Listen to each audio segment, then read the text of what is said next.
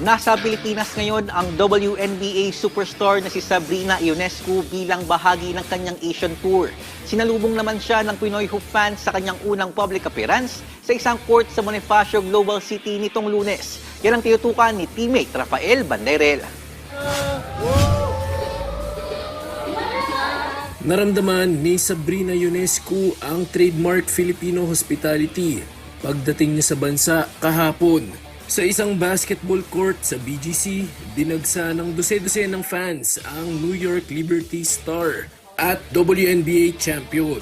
Dito nagsagawa ng maiksing clinic si Sabrina para sa mga kabataan at kababaihang hoopers na dumalo. At syempre, hindi mawawala ang 3-point shootout kung saan ilang miyembro ng Gilas Pilipinas Women ang nakipagtagisan sa 27-year-old American basketball star. Kabilang na dyan sina Hazel Yam, Casey De La Rosa at Jazz Hoson. Feels like a dream. Parang hindi ko alam kung totoo ba to or not. Pero gabi nung nakita ko siya, sobrang starstruck. Iba yung feeling. Parang wow talaga. Words can't describe. Ako super happy ako na naka-shooting ko si Sabrina.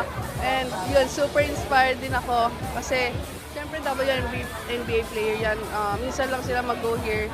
And I think sana mas marami pang WNBA player na makapunta here para mas maka-inspire sila ng mga bata and yung other people na maanga sa kanila. Naniniwala rin ng Gilas Women na malaking bagay ang pagkakataong ito para sa mga kabataang Pinoy na nangangarap maging professional bowlers balang araw. So now that the younger girls are seeing what she does and she's being here to do the camp, I feel like it doesn't just make them happy, but it's also a motivation for them na they can reach a dream whatever they want. Dagdag motivation din sa kanila yun. Like, at a young age, nakakita sila ng WNBA players, meaning they're motivated kasi may opportunity na ganun pala for women na maglaro for the NBA. Sa pagdating ng dekoradong sharpshooter at WNBA champion sa bansa, tiyak na marami pang Pinoy Cagers, lalo na mga kababaihan, ang mabibigyan ng inspirasyon na habulin ang kanilang mga pangarap sa mundo ng basketball.